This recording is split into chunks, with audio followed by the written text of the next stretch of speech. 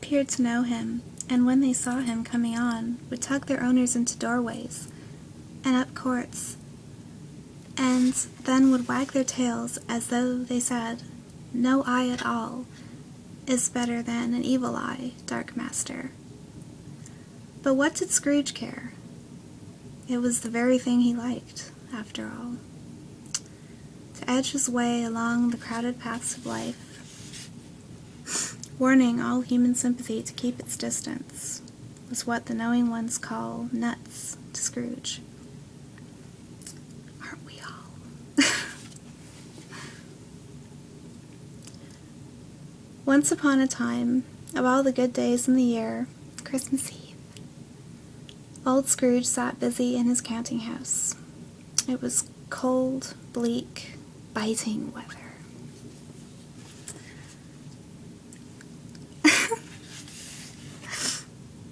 And foggy withal. He could hear the people in the court outside go wheezing up and down, beating their hands upon their breasts, and stamping their feet upon the pavement stones to warm them. City clocks had just only gone 3, but it was quite dark already. It had not been light all day, and candles were flaring in the windows of the neighboring offices, like ruddy smears upon the palpable brown air. The fog came pouring in at every chink and keyhole, and was so dense without that although the court was of the narrowest, the houses opposite were mere phantoms. To see the dingy cloud come dropping down, obscuring everything, one might have thought that nature lived hard by and was brewing on a large scale. The door of Scrooge's counting house was open, that he might keep his eye upon his clerk, who in a dismal little cell beyond, a sort of tank, was copying letters. Scrooge had a very small fire, but the clerk's fire was so very much smaller that it looked like one coal. But he couldn't replenish it, for Scrooge kept the coal box in his own room, and so surely, as the clerk came in with the shovel, the master predicted that it would be necessary for them to part. Wherefore the clerk put on his white comforter and tried to warm himself at the candle, in which effort, not being a man of strong imagination, he failed. "Merry Christmas, Uncle! God save you!" cried a cheerful voice.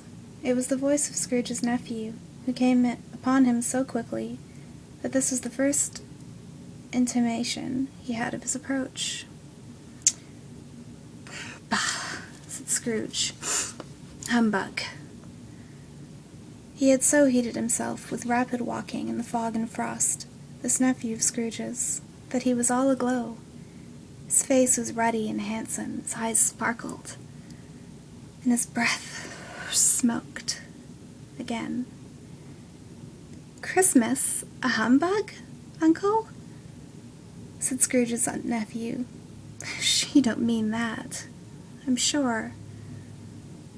"I do," said Scrooge. "Merry Christmas. What right have you to be merry? What reason have you to be merry? You're poor enough." "Come, then," returned the nephew, gaily. "What right have you to be dismal? What reason have you to be so morose? You're rich enough." Scrooge, having no better answer ready on the spur of the moment, said, "Pah!" again, and followed it up with, "Humbug." "Don't be so cross, Uncle," said the nephew.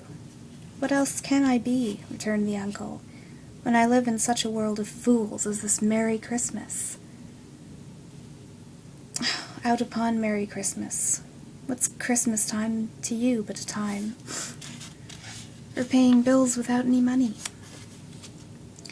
Time for finding yourself a year older and not an hour richer.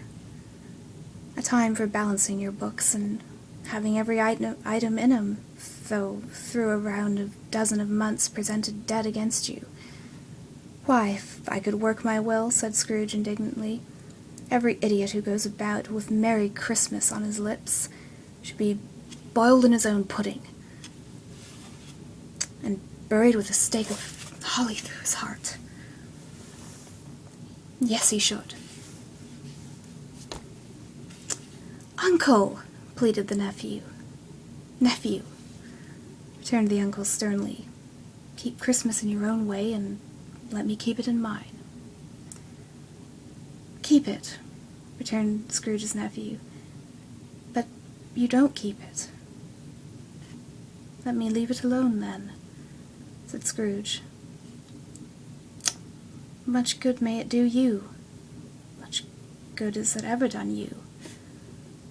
There are many things from which I might have derived good, by which I have not profited, I dare say, returned the nephew, Christmas among the rest. But I am sure I have always thought of Christmas time, when it has come round, apart from the veneration